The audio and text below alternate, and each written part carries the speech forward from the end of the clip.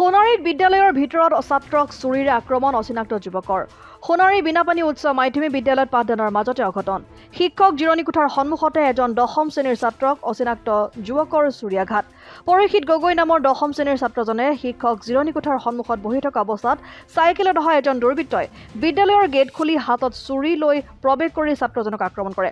ইয়াৰ পিছতে বিদ্যালয়খনত এক উত্তপ্ত পৰিস্থিতিৰ সৃষ্টি হয়। ঘটনাস্থলীত আৰক্ষী উপস্থিত হৈ পৰিস্থিতি নিয়ন্ত্ৰণ কৰে।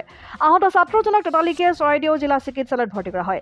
শিক্ষকৰ গাফিলতিৰ বাবে বিদ্যালয়খনৰ শৈক্ষিক পৰিৱেশ বিনষ্ট হোৱাৰ অভিযোগ ৰাইজৰ। ঘটনাৰ পিছতে বিদ্যালয়খনত এক চেপা উত্তেজনাই বিৰাজ কৰিছে।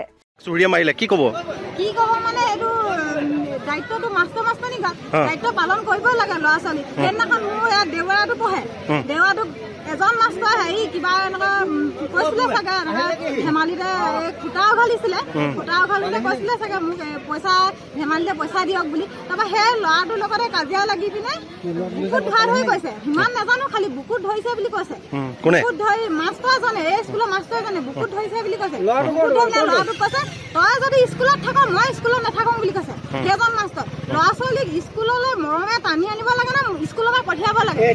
এইবাৰ মেট্ৰিক দিছিলে বেয়া কৰিলে হ'লেও বেয়া কৰা পাছতো ল'ৰাজনে আহিছে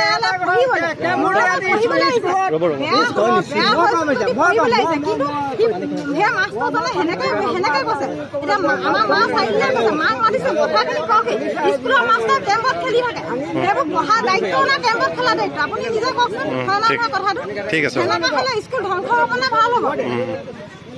মথুৰাপুৰৰ পৰা ইছলাম আহমেদৰ ৰিপৰ্ট, অসম আদিত্য।